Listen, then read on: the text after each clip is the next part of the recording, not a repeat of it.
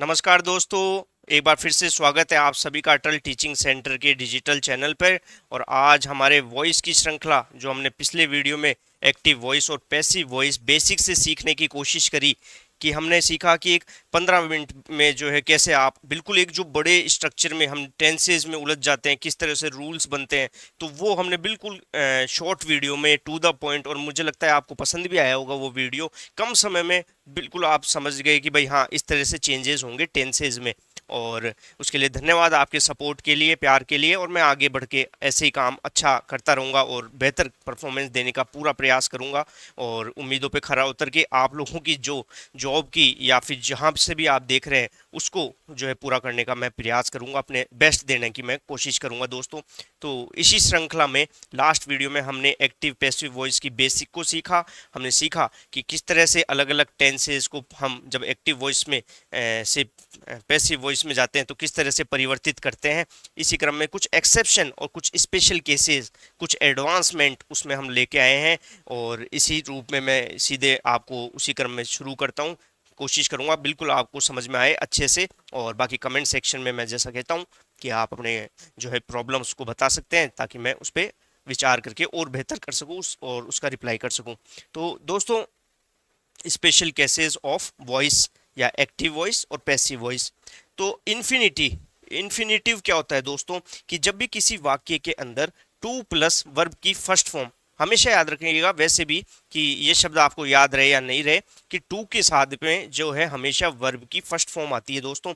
और ये सिर्फ एक्टिव पैसिव वॉइस की बात नहीं है। एरर, कॉमन एरर, या फिर मान लीजिए किसी भी टेंस का कोई क्वेश्चन आ जाए, सेंटेंस इंप्रूवमेंट का कोई क्वेश्चन आ जाए, तो ये बेसिक है।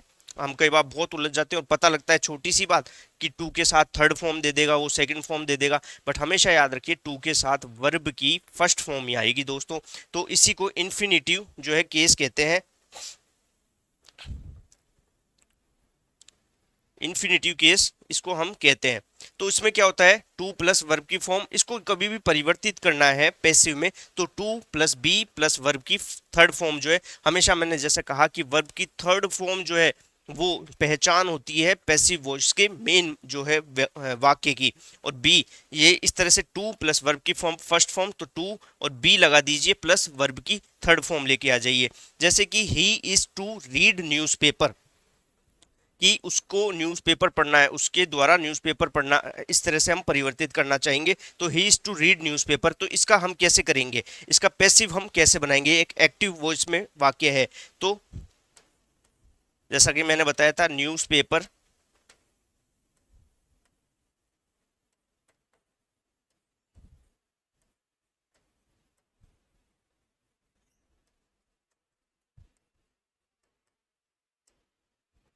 तो ये वाक्य रहा।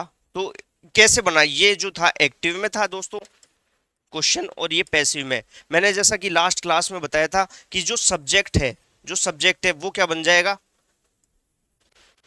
ऑब्जेक्ट।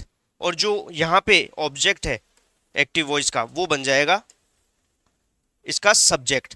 तो हमने क्या देखा, इसका जो सब्जेक्ट है वो बन जाएगा ऑब्जेक्ट, और ऑब्जेक्ट जो है वो सब्जेक्ट। तो सबसे पहला नियम तो बिल्कुल इजी था जो मैंने बताया, बस ये कर दीजिए, क्रॉस कर दीजिए इसको। उसके बाद में वर्ब, यहाँ पे मैंने जो बताया ये रूल था, to plus be plus verb की थर्ड फॉर्म इज है, इज ऐसे रहेगा, टू है, यहाँ पे टू आ गया, यानी कि इन्फिनिटिव का वाक्य है। टू के बाद में मैंने बी लगा दिया। रीड की रेड, रेड जो है सेकंड और थर्ड फॉर्म हो जाती है, तो ये वर्ब की थर्ड फॉर्म है दोस्तों। कंफ्यूज मत होइएगा कि यार रीड को रीड ही कैसे लिख दिया। ये मैं अलग से पीडीएफ भी हम कोशिश करूंगा कि उपलब्ध करवा दिया जाए, जो मेन मेन वर्ब्स होती है उसकी वन टू और थ्री फॉर्म की। तो इस तरह से मैंने बताया, he is to read newspaper, तो newspaper is to be read by him. तो ये इसका बेसिक जो है एग्जाम्पल है। और इस तरह से मैंने आपको कोशिश करी है पहला इन्फिनेटिव समझाने की, कि टू प्लस वर्ब की फॉर्म को किस तरह से to plus be plus verb की जो है थर्ड फॉर्म का प्रयोग करते हुए किस तरह से इन्फिनेटिव वाक्य को आप जो है चेंज कर सकते हैं। नेक्स्ट अगर हम देखें एक्सेप्शनल जो स्पेशल केसेस है उसमें, तो इट इज टाइम, समय है, it is time to learn history, ये एक इट इज टाइम का एक ये वाक्य का प्री डिसाइडेड फॉर्म है दोस्तों, इसको याद कर लीजिएगा। इट इज टाइम से वाक्य शुरू होते हैं। ये कुछ क्वेश्चंस चला के एग्जामिनर देता है कि ना कोई वो किसी भी चीज़ में ना तो वो टेंस में आए ना किसी और चीज़ में, तो ये एक्सेप्शन है, इसलिए मैं स्पेशल क्लास जो है लेके आया हूँ। तो it is time to learn history, तो इसको किस तरह से चेंज करेंगे? इट इज़ टाइम टू, इसी इसको ऐसे ही रहने दीजिएगा। It is time for history to be learned, यानी कि यहाँ पे ये जो वर्ड है एक तो ये आएगा, ठीक है। उसके बाद जैसा कि मैंने बताया सब्जेक्ट को ऑब्जेक्ट बना दीजिए और ऑब्जेक्ट को subject. It is time for history to be learned, ये वर्ब की थर्ड फॉर्म आ जाती है, ठीक है। और ये हिस्ट्री यहाँ पे आई गई आपकी। और टू का मैंने जैसे बताया, इसमें भी ये जस्ट सेकंड इसलिए लेके आया हूँ कि जो कि इन्फिनिटिव का हमने देखा टू के बाद में जो है बी को लगाओ और वर्ब की थर्ड फॉर्म लास्ट में हमने देखा था to plus be plus verb की थर्ड फॉर्म, ये इन्फिनिटी केस है और इसका भी प्रयोग इस वाक्य में हो रहा है, इसलिए दोनों इंटरलिंक्ड थोड़े से हैं दोस्तों। तो समझने का वापस मैं आपको बताता हूँ। इट इज टाइम से वाक्य शुरू हो रहा है एक्टिव वॉइस में, it is time to learn history. तो पैसिव वॉइस में इट इज टाइम को यूं की यूं रखना होगा आपको, फॉर को लगाना, it is time for history, ये इस तरह से बोला जाता है। और आगे जो है ऑब्जेक्टिव जो भी चीज़ें हैं वो जो कि त्यों रहती है। आपको सिर्फ और सिर्फ मेनली क्या करना है, बेसिक से आप समझे कि ये जो इट इज टाइम से आता है तो इट इज टाइम फॉर, यहाँ तक आपको समझने की कोशिश करनी है। और वो आगे जो है वो इन्फिनिटी जो फर्स्ट रूल मैंने आपको बताने का प्रयास किया तो वो भी आप प्रयोग करते हुए इसको खत्म कर सकते हैं। होप कि सेकंड जो चीज़ है वो भी आपको समझ में आ गई होगी। नंबर हम थर्ड रूल पे आते हैं कि अक्सर जो सेंटेंस दिया जाता है क्वेश्चंस में आम जिंदगी में, तो वो ऑर्डर भी आते हैं कई बार जीवन में कि भाई आप ये काम करें। जैसे कि मैंने एक एग्जांपल लिया है कि ओपन द गेट या ओपन द डोर, ओपन कुछ भी चीज़ या कोई भी एक एग्जांपल जो निर्देश दे रहा है कोई उच्च अधिकारी या बड़ा आदमी जो आपसे सीनियर है, तो ऑर्डर के अंदर वो चीज़ें आती है जैसा आपको पता ही है। तो ओपन द गेट ये एग्जांपल है। इसको क्या होता है दोस्तों, दो तरीके से आप जो है परिवर्तित कर सकते हैं, दो तरीके से पैसिव वॉइस में चेंज कर सकते हैं और दोनों तरीके आपको आने चाहिए। एक तरीके से क्या होता है कि कई बार हो सकता है अगर ऑब्जेक्टिव क्वेश्चन पेपर है अगर आपका, तो होगा क्या, ये दे देगा आपको लेट से शुरू करके, या हो सकता है आपको जो है यू आर जो है ऑर्डर करके जो है ऑप्शन दे देगा। तो ऐसा नहीं होता कि भाई ये कर लें या ये कर लें, तो दोनों ही थोड़ा सा आपको मेहनत तो करनी पड़ेगी, पर जो क्लियरिटी आ रही होगी मेरे हिसाब से कि एक हम सीक्वेंस वाइज पढ़ रहे हैं चीज़ों को, तो आई होप कि समझ में आ रहा होगा आपको। तो ओपन द गेट, तो इसका कैसे होगा, लेट से शुरू करेंगे तो let the get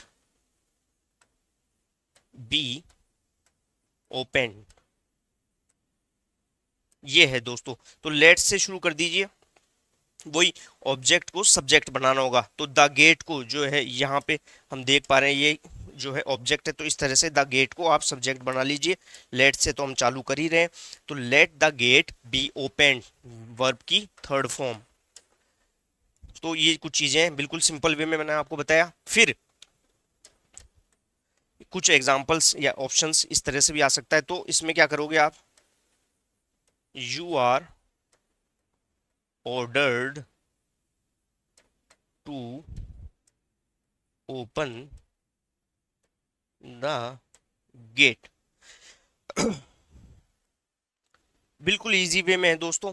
you are ordered सीधा ही वो ऑर्डर का वाक्य है, ये आपको खैर समझना होगा। और यू आर ऑर्डर्ड ये जो है फ्रेज या वर्ड का सेंटेंस का जो है प्रयोग होगा ऑप्शंस में। तो you are ordered to open the gate, मैंने जैसा कि बताया इंटरलिंक या सीक्वेंस वाइज मैं पढ़ाने की कोशिश कर रहा हूँ, समझाने की कोशिश कर रहा हूँ आप सभी को। तो टू के साथ मैंने क्या कहा था, हमेशा वर्ब की फर्स्ट फॉर्म लगती है, ठीक है ना। तो टू के साथ ओपेंड नहीं आएगा, ओपन ही आएगा, वर्ब की फर्स्ट फॉर्म आएगी। और द गेट तो आपका जो है एज इट इज, तो वाक्य same to same open the gate जो है ये देखिए आप, ये ऐसा कैसा आ गया। To you are order to भी आप लिख सकते हैं इसमें, ये जो है ये चीज़ आपको यूज़ करनी है। थोड़ा सा आप समझने की मेरे हिसाब से आपको समझ में भी आ रहा होगा। तो दो तरीके से हमने देखा, ऑर्डर के जब वाक्य आएंगे, आदेश के जब वाक्य आएंगे तो वो एक सीधे आते हैं, उसमें कोई ये नहीं इस एम आर का प्रयोग होगा, मेनली यही इसकी पहचान है, हेल्पिंग वर्ब का प्रयोग नहीं होता है इसमें। तो ओपन द गेट, दो तरीके से इसको पैसिव में बना सकते हैं हम। पहला लेट से, let the gate be open, third form निश्चित रूप से बी के बाद में, जैसा कि मैं कहता हूँ बी के बाद हमेशा वर्ब की थर्ड फॉर्म आती है। उसके अलावा दूसरा जो वे है इसी क्वेश्चन को सोल्व करने का, वो है यू आर ऑर्डर्ड टू से। तो you are ordered to open the gate, तुम्हें ये आदेशित किया जाता है कि तुम गेट को खोलो। तो इस तरह से जो है आप पहचान ले, बी के साथ थर्ड फॉर्म और टू के साथ वर्ब की फर्स्ट फॉर्म, इन्फिनेटिव का बेसिक रूल। सभी चीज़ें इंटरलिंक्ड है, जैसा कि मैं कह रहा हूँ। आप ये नहीं चल सकते इंग्लिश में कि भाई हाँ इसके बाद में कुछ भी नहीं, एक सीक्वेंस है, एक साइंटिफिक अप्रोच के साथ में आपको पढ़ने की ज़रूरत है। और बिल्कुल आपको थोड़ी सी प्रॉब्लम तो आ रही होगी रूल्स में, लेकिन जब धीरे धीरे तीन चार बार वीडियो को देखेंगे, लिखेंगे, फिर समझेंगे, फिर आप वीडियो को जो आपको समझ में नहीं आ रहा वो वहाँ से शुरू करके वापस से देखेंगे, तो निश्चित रूप से थोड़ा सा समय दीजिए दोस्तों, परेशान होने की ज़रूरत नहीं है। मेरे को लगता है कि मैं बेसिक से और अच्छे से समझाने की प्रयास कर रहा हूँ, और बहुत इंटरेस्टिंग चीज़ है इंग्लिश। अगर आप बेसिक भी पढ़ लेंगे, लेटर जैसा मैं बताता हूँ, लेटर लिखना ऑफिसेज में, बोलना थोड़ा सा, ये भी चीज़ें आ जाती है। क्वेश्चन पेपर तो आप निश्चित रूप से सॉल्व इन क्लासों से कर ही लोगे, लेकिन आगे की चीज़ें ज़िंदगी में भी बहुत काम की चीज़ें हैं दोस्तों, ये बेसिक। ऑल राइट, फिर हम आते हैं ऑर्डर के बाद। निश्चित रूप से हम क्या देते हैं लोगों को, सजेशंस, क्या करना चाहिए आपको, ये करना चाहिए आपको, वो नहीं करना चाहिए। तो ये चीज़ें जो है सजेशंस में आ जाती है। तो एक एग्जांपल है, रेस्पेक्ट द टीचर्स, टीचर्स की जो है रेस्पेक्ट करो, ये सिंपल सा है। और ये कहीं ना कहीं ऑर्डर तो है नहीं, ये आपको एक निर्देश तो है नहीं कि भाई उसको मानना ही है। ये एक सलाह है जो लोग देते हैं, जर्नल एडवाइस के रूप में काम आता है, सजेशन के रूप में काम आता है। तो रेस्पेक्ट द टीचर्स, तो इसका क्या होगा दोस्तों, ये एक्टिव वॉइस से पैसिव। मैंने क्या कहा था कि रेस्पेक्ट द टीचर्स, तो ऑब्जेक्ट को जो है सब्जेक्ट बना लो। तो टीचर्स क्या है यहाँ पे, एक्टिव वॉइस में ऑब्जेक्ट है, इसको क्या बना लिया आपने, सब्जेक्ट। बिल्कुल वो बेसिक को मत छोड़े आप, जो पिछले वीडियो में बेसिक बताया मैंने, बिल्कुल छोटी सी क्लास में समझाने की कोशिश की, उसको तो पकड़े आप, एक दो बार देखने की कोशिश करें, समझने की कोशिश करें। तो ऑब्जेक्ट को आपने क्या कर लिया, सब्जेक्ट। उसके बाद में टीचर्स शुड बी रेस्पेक्टेड, जैसा कि हमने बचपन से सीखा है, कहीं ना कहीं आपने पढ़ा ही होगा, जब भी सजेशन आता है तो हम जो है किस मॉडल का प्रयोग करते हैं दोस्तों, शुड का प्रयोग करते हैं। और शुड के बाद में जो है वर्ब की फर्स्ट फॉर्म वैसे आती है, वो आगे की बातें। तो टीचर्स शुड बी रेस्पेक्टेड, तो बी की जो है फॉर्म लगानी पड़ेगी ताकि कि वर्ब की थर्ड फॉर्म यहाँ पे आ जाए और इसको पैसिव बनाया जा सके। तो ये एक सजेशन को भी हमने सीखा कि रेस्पेक्ट द टीचर्स, एक वाक्य था, टीचर्स शुड बी रेस्पेक्टेड। तो इस तरह से, या फिर respect your elders, elders should be respected, do your homework should be done. तो इस तरह से शुड का प्रयोग करते हुए, वर्ब की थर्ड फॉर्म तो है ही, आप ये जो है सोल्व कर सकते हैं सजेशन ऑर्डर के बाद में, जो है हमने सजेशन को समझने की कोशिश करी। फिर नेक्स्ट है, बहुत इंपॉर्टेंट दोस्तों, आजकल बहुत से एग्जाम पे यही जो है सीधा आ रहा है, लेट के ऊपर बेसिस पे जो है क्वेश्चंस आते हैं कि लेट के ऊपर आधारित प्रश्नों को जो है सॉल्व करें। तो लेट के बाद में जैसे कि क्या करना है, लेट मी, ये एग्जांपल से समझने की मैं आपको समझाने का प्रयास करता हूँ। Late me play this song, मुझे ये सॉन्ग चलाने दो, इस तरह से let me do this, late me play, let me जो भी है, लेट मी गो होम, जाने दो, या जो भी लेट से शुरू होने वाला वाक्य हो गया, late me play this song, कि मुझे यह सॉन्ग चलाने दो। तो होता क्या है कि लेट दिस सॉन्ग, मैंने जैसा बार बार मैं कह रहा हूँ, लेट है तो लेट तो आ ही जाएगा सीधा, कोई दिक्कत ही नहीं है आपको। उसके बाद में क्या होता है कि दिस सॉन्ग, इसमें क्या है, ऑब्जेक्ट है, तो ऑब्जेक्ट को आप सब्जेक्ट में ले जाइए। तो let this song be played by me, तो होता क्या है, ये बी जो है वो बहुत इंपॉर्टेंट है, बी के बाद में वर्ब की थर्ड फॉर्म आ जाती है और चीजें ऑटोमेटिकली पैसिव में बन जाती है। तो ये इसका एक मैंने पैटर्न भी लिखा है, हालांकि देखिए पैटर्न तो मैं 10 चीज़ों का लिख दूंगा जो जो नियम बन रहे हैं, लेकिन आई थिंक पैटर्न से बेहतर है कि आप उस चीज़ को समझे, एग्जाम्पल्स के थ्रू समझे। उससे क्या होगा कि लॉन्ग टर्म तक आपको याद रहेगी चीज़ें, बाकी पैटर्न को रटने से कोई मतलब नहीं है। तो let me play this song, let this song be played by me. दूसरा आता है वाक्य लेट के बाद में, लेटस, जहाँ हम कहते हैं let's play the song, let's go for a tour, या इस तरह से जो वाक्य थे, चलो हम ये एक कहीं ना कहीं सजेशन के रूप में काम करता है कि जब कोई ग्रुप में 5-7 लोग हैं या जो भी है, तो उनमें से कोई व्यक्ति बोलता है कि लेट्स डू दिस, कि चलो हम यह करते हैं, तो ये एक सजेशन या एडवाइस के रूप में काम करता है। तो इसी से ये चीज़ जो है पैसिव क्लियर हो रहा होगा आपको। तो लेट अस के अंदर क्या करना है कि late us go for a tour. तो इट इज सजेस्टेड दैट, ये जो है इसकी कीवर्ड है, जब पैसिव बनाएंगे तो ये सजेस्ट किया जाता है। It is suggested that we should go for a tour. तो बिल्कुल सिंपल सा है कि हमने लेट देखा, लेट्स में अगर वापस मैं बताऊं तो let us go for a tour, ये एक वाक्य था एक्टिव वॉइस में। इसके अंदर it is suggested that we should go for a tour, इसमें क्या सीखा आपने कि इट इज सजेस्टेड दैट सुझाव के रूप में, जब कोई जो ग्रुप के अंदर होता है कोई व्यक्ति अपना सुझाव रखता है, तब यह it is suggested that we should, और एक ये जब सजेशन ही आ गया है तो शुड का प्रयोग ही होगा, जो मैंने लास्ट पिछली स्लाइड में बताया था कि शुड का प्रयोग सलाह, respect your elders, elders should be respected. तो इसी तरह इट इज सजेस्टेड लेटस के रूप में और शुड का प्रयोग किया जा रहा है कि जब 5 में से कोई एक व्यक्ति बोलता है कि यह काम किया जाते, चलो ये काम करते हैं, तो इस तरह से लेट का प्रयोग हो गया और लेटस का प्रयोग भी हो गया। एक डब्ल्यू एच वर्ड में हु का प्रयोग जो है एक्टिव को पैसिव बनाने में अक्सर क्वेश्चंस आ जाते हैं, तो वो मैंने स्पेशल के रूप में, केस के रूप में एक बार लिखने की कोशिश की है। तो हु टीचेज यू, तुम्हें कौन पढ़ाता है, तो ये हु का केस है। तो इसके अंदर क्या करेंगे दोस्तों, बाय हुम, ये जो है ना ये मेन होता है पैसिव वॉइस बनाते टाइम। ये एक फ्रेज का प्रयोग, कुछ चीज़ें, ये एक्सेप्शन है, थोड़ा याद करना पड़ेगा, समझाने की भी कोशिश हो रही है, बट ये एक्सेप्शन है, इनको इसी तरह से करना है, इसमें आप कुछ एक्स्ट्रा नहीं जोड़ सकते, इसलिए आपको नियम को याद करने ही पड़ेंगे। तो हु टीचेज यू, तो बाय हुम जो है किसके द्वारा, कौन तुम्हें पढ़ाता है, ये एक्टिव हो गया इसका। तो हम कहना क्या चाहते हैं कि किसके द्वारा तुम्हें पढ़ाया जाता है, जैसा कि मैंने कहा द्वारा वर्ड, अगर हिंदी में आप समझना चाहें तो ये शब्द को प्रयोग करके ही पैसिव बनाया जाता है। तो हु टीचेज यू एक्टिव बना दिया, तो by whom are you taught.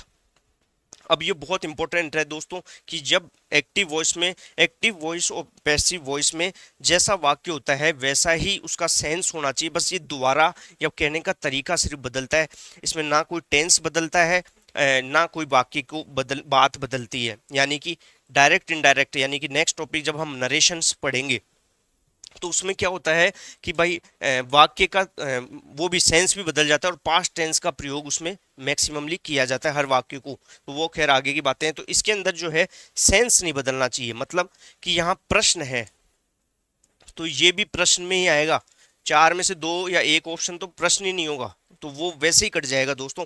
तो हु टीचेज यू, तो बाय हुम आप लगा दीजिए, उसके बाद में ये आर, हमेशा डब्ल्यू एच जो वर्ड होता है उसके बाद हेल्पिंग वर्ब बनाते हैं, बहुत इंपॉर्टेंट ये वो है कंसेप्ट। उसके बाद वाक्य लिख दिए W H word helping verb, तो प्रश्नवाचक जो है चिन्ह रहेगा। तो बाय हुम, अब ये क्या है, प्रेजेंट इंडेफिनेट, इसको चेंज मैंने लास्ट क्लास में बताया था, आप इसमें कमेंट सेक्शन में लिखिए किस में टेंस में चेंज होता है, तो उससे आपको, और मैं देखता हूँ क्लियर हुआ है नहीं, तो इस कारण से यहाँ पे आर आ गया है और यू, ये इस कारण ये हेल्पिंग वर्ब है ताकि प्रश्नवाचक बना रहे, और ये जब बाय हुम हेल्पिंग वर्ब लगा दी प्रश्न, अब इस कारण से ये रहेगा। तो by whom are you taught, verb की थर्ड फॉर्म। हम चीज़ों को एक एक चीज़ को तोड़ के जो है सीखने की कोशिश कर रहे हैं कि कोई चीज़ कैसे आई है, रटने की कोशिश हम कम से कम करते हैं, कुछ नियम होते हैं वो तो हमें रटने ही पड़ेंगे, लेकिन बाकी क्यों आ रहा है वो सबसे महत्वपूर्ण है। Again who teaches you, by whom, are इसलिए आया है क्योंकि हमें प्रश्नवाचक चाहिए, इसमें क्वेश्चनेबल इंट्रोगेटिव जो है सेंटेंस बनाना है। मैंने बताया ये की फैक्टर है, याद थोड़ा सा नोट कर लीजिएगा, डब्ल्यू एच के बाद हेल्पिंग वर्ब आनी चाहिए, bye whom are you taught. तो ये इस तरह से हमने जो है हु के वाक्य भी देख लिए हैं। अब ये एक थोड़ा सा और आजकल सारे ही वैसे तो एक्सेप्शन है, सारे इंपॉर्टेंट है, और वो तो लास्ट क्लास बेसिक थी, बट ये भी बहुत इंपॉर्टेंट क्लास है क्योंकि क्वेश्चंस बहुत ज़्यादा आजकल इसी से पूछे जाते हैं। तो ये है when no object is there, जब सेंटेंस यानी एक्टिव वॉइस में ऑब्जेक्ट ही नहीं हो तब हम क्या करेंगे, कैसे उसका जो है पैसिव बनाएंगे। तो ये मैंने बताया एक्टिव वॉइस में सब्जेक्ट जो है वो ऑब्जेक्ट बन जाता है और ऑब्जेक्ट सब्जेक्ट बन जाता है, लेकिन अगर एक्टिव वॉइस में ऑब्जेक्ट ही नहीं है तो सब्जेक्ट किसको बनाएंगे, तो वो एक केस है। कैसे करना है, एग्जाम्पल है जैसे कि someone has stolen my bag. अब यहाँ पे क्या है, किसी ने मेरा जो है बैग चुरा लिया है। तो हैज़ के बाद अगेन हर चीज़ को आप इंटरलिंक करें। हैज़ यानी कि कौन सा टेंस है, प्रेजेंट परफेक्ट, उसके बाद वर्ब की थर्ड फॉर्म, तो ये दिख रहा है प्रेजेंट जो है परफेक्ट का टेंस है। तो someone has stolen my bag. तो इसका सॉल्यूशन क्या होगा, इसका पैसिव क्या होगा वो मैं बताता हूँ। तो माई बैग जैसा कि मैंने बोला कि ये क्या है इस सेंटेंस में, object. My bag has been stolen by someone, यही होगा भाई। माई बैग जो ऑब्जेक्ट था उसको हमने सब्जेक्ट बना लिया, और हैज़ का प्रेजेंट जो है परफेक्ट को मैंने बताया था परफेक्ट टेंसेस को पैसिव बनाने के लिए बीन लगाना है, बीन लगा दिया और बाय समवन। लेकिन दोस्तों बिल्कुल ये नहीं होगा ये इसमें थोड़ा सा चेंज रहेगा। ये तो मैं आपको देख रहा था, इसमें क्या होगा, यही तो इसमें एक्सेप्शन है। इसमें क्या होगा, my bag has been stolen, ये जो बाय समवन है ना ये नहीं आएगा दोस्तों। अगर हाँ, अगर चार ऑप्शन में कभी कोई बोर्ड ही अगर या कोई भी जहाँ भी ये परीक्षा हो कहीं भी इस ऐसा कोई क्वेश्चन है, अगर एक्सेप्शन है अगर आ जाए, बाकी 99% ये जो बाई समवन है ये नहीं आएगा दोस्तों। यही मैं आपको समझाने की इसमें क्वेश्चन इसको अलग से लेके आया हूँ कि जब समवन, एनीबडी, समबडी ये जब लिखे होते हैं तो उसको ऑब्जेक्ट नहीं बना लेना आप। तो इसलिए my bag has been stolen बस। अगर दोनों ऑप्शन है, माई ये भी है यहाँ तक स्टोलन तक और दूसरा बाई संबंध तक, तब भी आपको नियमों के अनुसार जो करंट लेटेस्ट चल रहे हैं उसके अंदर आपको स्टोलन तक ही रखना है। तो ये आप होप ये नई चीज़ आपने सीखने की जो है कोशिश की होगी। जैसे मान लीजिए मेड्स आर प्रिपेयरिंग फूड, कि भाई जो है नौकर नौकरानियां या जो है नौकर वो बना रहे हैं, खाना बना रहे हैं, तो मेड्स आर प्रिपेयरिंग फूड, तो फूड इज बीइंग प्रिपेयर्ड, ये आपको लिखना है, बाई मेड्स नहीं लिखना। जैसे रॉबर्ट्स ने बैंक को लूटा, रॉबर्ट्स जो है चोरी करते हैं, तो उसमें बाई रॉबर्ट्स नहीं लिखना आपको, क्योंकि ये अंडरस्टूड है कि नौकर ही खाना बनाएंगे। ऐसा माना जाता है कि भाई नौकर ही खाना बनाते हैं और लुटेरे ही जो है बैंक को लूटते हैं। तो बाई रॉबर्ट्स, बाई मेड्स या बाय समवन, बाय एनीबडी, ये जो है चीज़ें नहीं होती है। तो ये जो इस टॉपिक का नाम ही था when no objective object is there in active voice. तो होप ये आपको समझ में आ गया होगा। बहुत ज़रूरी है आप चीज़ें सीखिए, समझें, नोट करें और बिल्कुल आप अपना जो है पॉइंट ऑफ व्यू बताएं। तो हमने क्वेश्चंस भी मैं लेके आया हूँ, और हालांकि सेपरेट जो है क्लास रहेगी, एक लाइव क्लास भी हो सके टाइम मिलेगा उस हिसाब से थोड़ा सा, और नहीं तो अलग से सेपरेट क्लास रहेगी। लेकिन फिर भी कुछ क्वेश्चंस मैं लेके भी आया हूँ, जिससे क्या है कि आपकी जो अभी तक पढ़ाया है अपन ने, कम से कम एक बेसिक जो है आप में कॉन्फिडेंस भी आए और चीज़ें सॉल्व होती रहे कि भाई आपको कितना आया है। तो पहला क्वेश्चन है, let the lights B switched on now, choose the correct active of the above sentence. तो ये थोड़ा सा क्या है कि एक्टिव पैसिव वॉइस है, चूज द, ये ऑलरेडी किसमें है, पैसिव, और हमें बोल रहा है एक्टिव जो है एक्टिव वॉइस में हमें बताओ। Again, let the lights B switched on now, light को स्विच ऑन कर दीजिए। तो ये एक्टिव के ये पैसिव कैसे है, सबसे पहले तो आप ये बताइए। तो लेट से मैंने आपको बताया था, लेट के वाक्य बता दिए, लेट के बाद बी आ गया, बी के बाद में वर्ब की थर्ड फॉर्म आ गई है। तो इसका मतलब ये कौन सा वाक्य है, एक्टिव तो है नहीं, ये कौन सा वाक्य है, इस तरह पहचान, ये नहीं कि क्वेश्चन सोल्व करना है क्यों हो रहा है, थोड़ा सा हम कोशिश कर रहे हैं उसको भी समझने की। तो let the lights B switched on, passive मैंने समझा दिया क्यों है।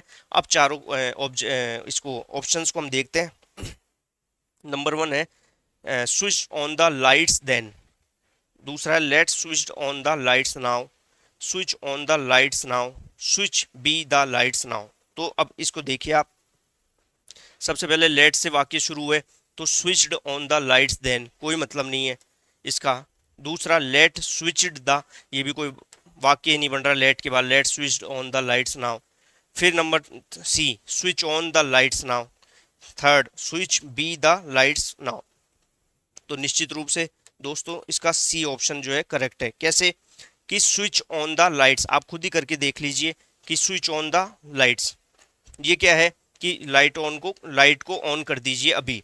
तो let the lights B switched on now. तो इस तरह से ये जो है सोल्व हो गया है बिल्कुल इजी वे में। बी के बाद थर्ड फॉर्म नहीं है, इसके अलावा ये जो है सेंस नहीं बना रहे, तो इसका मतलब सी जो है ऑप्शन आपका बिल्कुल आई होप समझ में आ गया होगा क्यों है। बिल्कुल तीन में से दो तीन ऑप्शन अपने आप ही कट रहे हैं और ये बिल्कुल करेक्ट वाक्य भी है।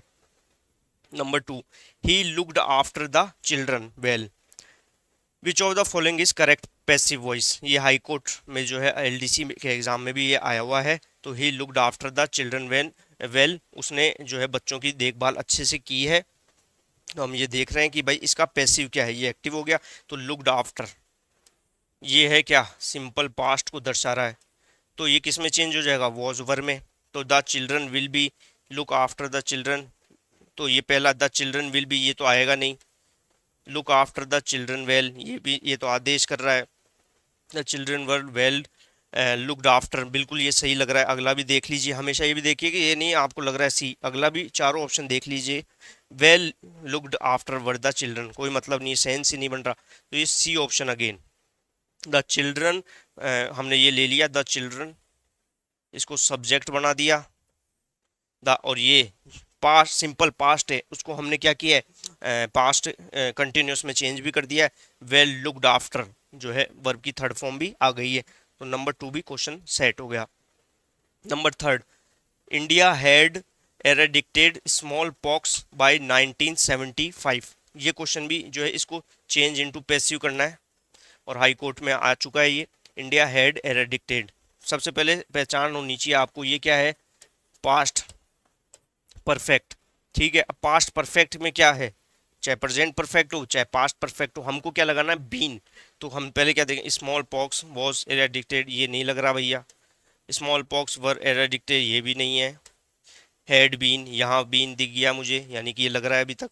चौथा, smallpox would have been, तो ये वुड तो आएगा ही नहीं, ये कोई वो नहीं है मॉडल वगैरह। तो इसको देख लीजिए, ऑब्जेक्ट को हमने क्या कर दिया, सब्जेक्ट बना दिया। स्मॉल पॉक्स और हेड का हेड आ ही गया परफेक्ट। बीन को हमने, मैंने कहा जैसे रूल में, हेड बीन आ गया। एरेडिक्टेड बाय इंडिया बाय 1975, 1975 तक स्मॉल पॉक्स खत्म हो गया है भारत से। तो ये जो है complete. Number four, she was knitting a sweater at that time. ठीक है, अब ये क्या बोल रहा है, थोड़ा सा स्वेटर उसे लगा। तो ए स्वेटर वॉज, ये क्या चीज़ है, सबसे पहले पहचान कर लीजिए आप। तो ये क्या है, पास्ट कंटिन्यूस। पास्ट कंटिन्यूस का सेंटेंस है, तो सबसे पहले टेंस की पहचान भी होनी चाहिए, जो मैंने आपको पहले पढ़ा दिया है। तो टेंस से आपको समझ में ज़्यादा जल्दी आ जाएगा, रूल्स भी। तो ये किस में चेंज होगा, पास्ट कंटिन्यूस, मैंने आपको बताया था बीइंग का आपका प्रयोग होता है, किसी भी पास्ट हो चाहे प्रेजेंट कंटिन्यूस हो। तो किस में आ रहा है देख लीजिए, बीइंग इसमें भी है, बीइंग इसमें भी है, इसमें है क्या, नहीं है, हटा दो। इसमें है क्या, नहीं है।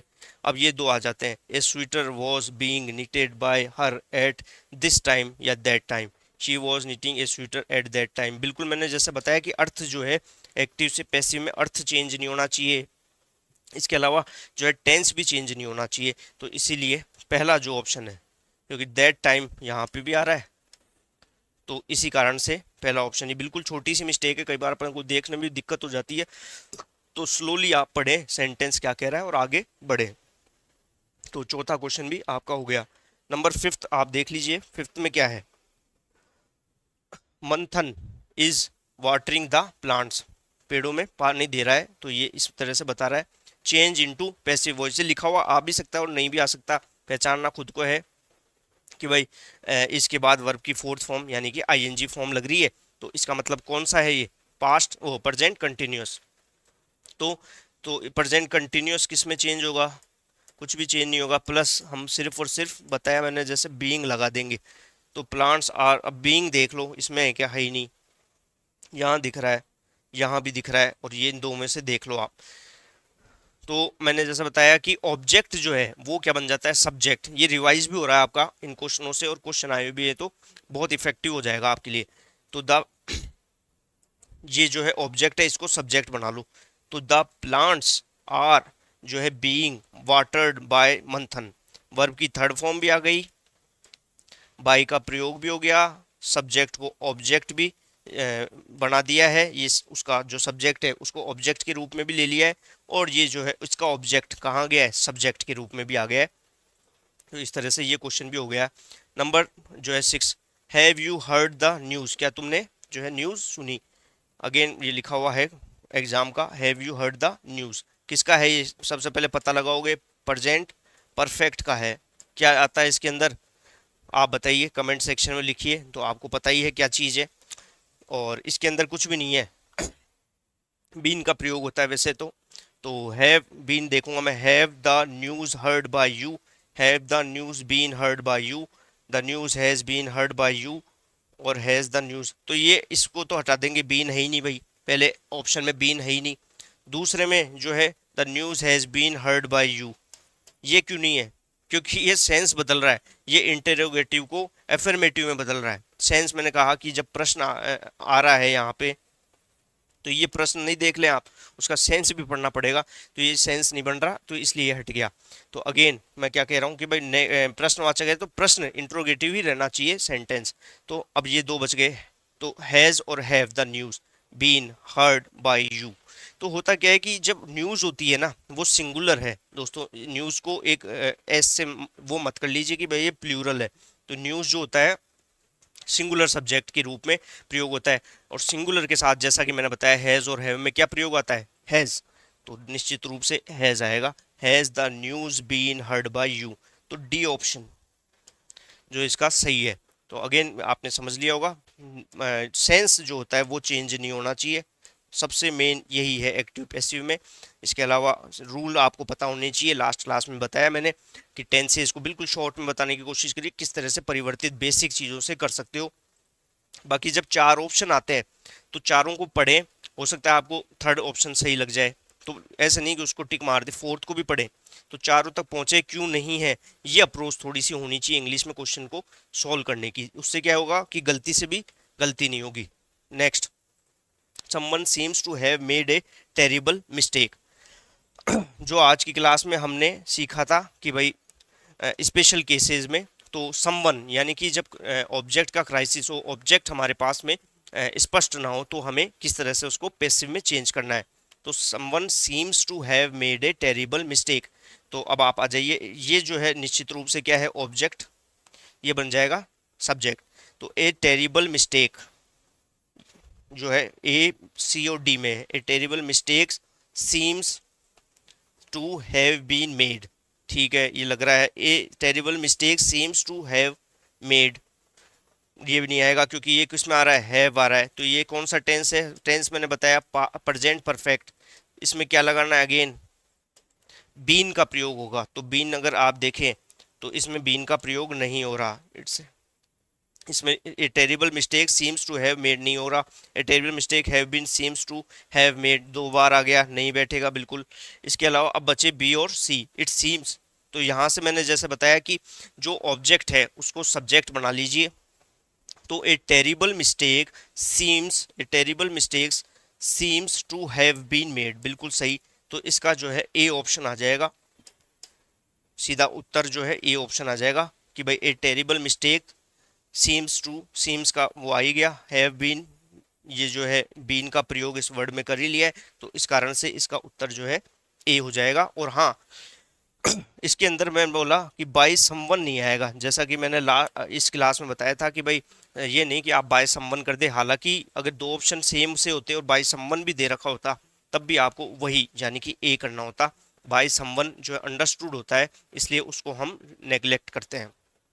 Next, the loan will be sanctioned by the bank, change into active. और ये भी हाई कोर्ट के क्वेश्चन थोड़े से रहते भी हैं और आपको समझ में भी आ जाएगा। The loan will be sanctioned by the change into.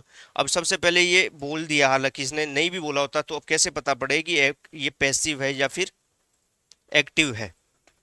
दो देखिए दोस्तों, मैंने जैसे जैसे बताया सब चीजों में आपको देखने को मिल रहा होगा कि बी का प्रयोग हो रहा है, वर्ब की थर्ड फॉर्म होती है, क्योंकि विल जो होता है, विल एक मॉडल के रूप में भी काम में आता है और मॉडल के साथ में हमेशा वर्ब की फर्स्ट फॉर्म लगती है, लेकिन यहाँ पे